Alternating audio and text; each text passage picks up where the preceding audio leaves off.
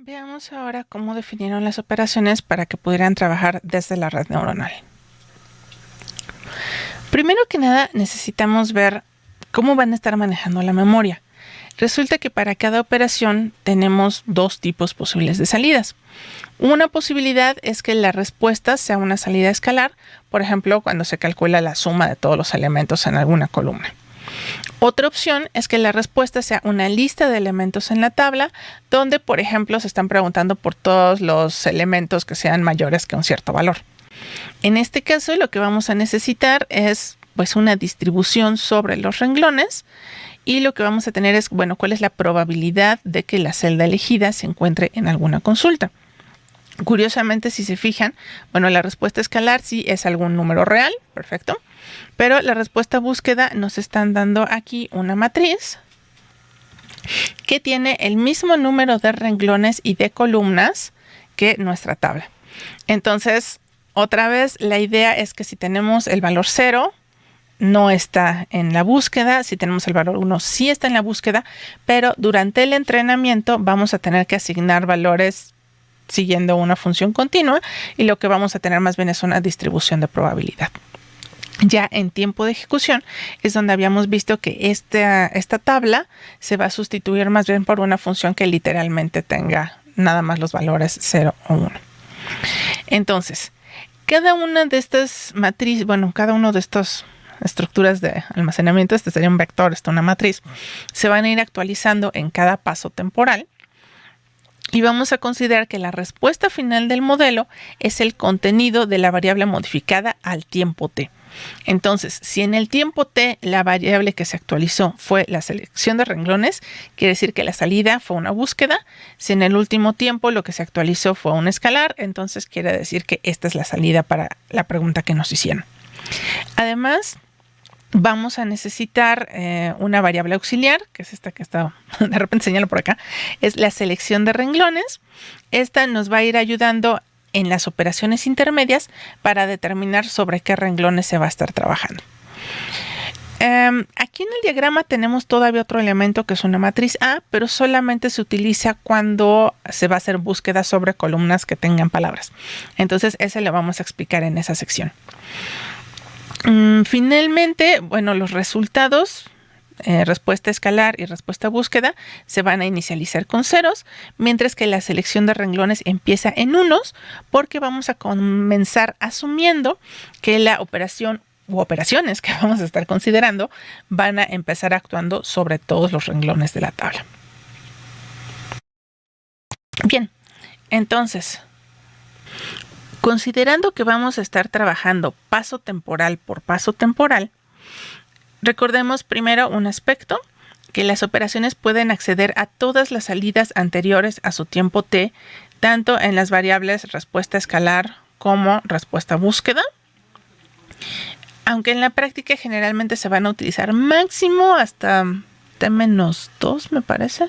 No, t-3, t-1, t-3 es los que se llega a utilizar para las operaciones. Y también existe una operación de reinicio cuyo efecto es producir programas con menos de t operaciones. Si de repente se elige con mayor probabilidad esa operación, se van a reiniciar básicamente los valores de nuestras memorias que teníamos acá arriba, y sería lo equivalente a que todo lo que ocurrió antes de esa operación no existiera. Entonces el resultado va a ser tener programas todavía más cortos. Bueno, aquí lo que tenemos ya es la primera página de la tabla de operaciones. Están catalogadas de acuerdo primero a lo que van a devolver. Esta es una operación que va a devolver valor escalar. Entonces lo que se va a estar activando va a ser esta región de la memoria al final. Esta que tenemos acá es la única, de hecho, que se aplica a una búsqueda, y lo que va a hacer es asignarnos cuál es la selección, selección de renglones.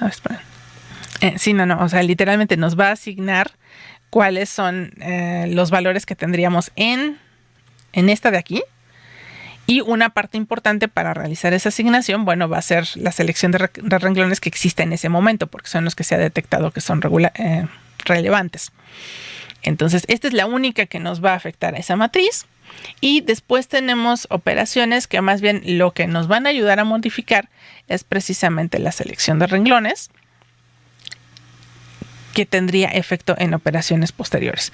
La operación de reinicio, pues efectivamente va a trabajar en esa parte. Ok, entonces ahora vamos viendo con un poco más de detalle cada una de estas operaciones. Entonces, consideren este arreglo que estamos mencionando aquí como una especie de resultado intermedio. Esto todavía no es exactamente lo que se va a asignar a la memoria, bueno, a la variable de resultado escalar, pero pues es la parte pesada del cálculo. Entonces, el primer elemento es si queremos hacer la suma. Bueno, lo que vamos a hacer es tomar en cuenta a cada renglón de acuerdo a la intensidad que tenga en este arreglo de selección de renglones calculado a partir del tiempo anterior, multiplicado por pues, todas las posiciones que tenemos en la tabla. Entonces, la idea es que estamos realizando una suma sobre los renglones de una sola columna. La columna está fija, es J. Y aquí lo que estamos haciendo es multiplicar la intensidad por el valor que esté en esa columna, ¿no? Entonces, lo sumamos todos y eso es lo que va a quedar en el resultado suma. Y esta fórmula es válida para todas las columnas dentro de la tabla.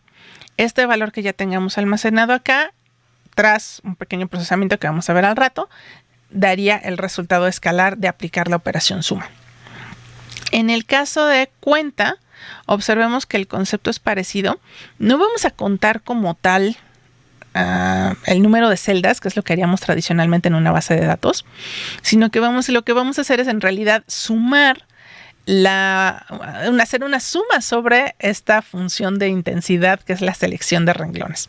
Entonces, como si hiciéramos una especie de suma pesada donde en lugar, de contar, lo que hicimos fue sumar la intensidad con la que contribuye cada uno de los renglones en la columna a la que le estamos contando cosas, ¿no?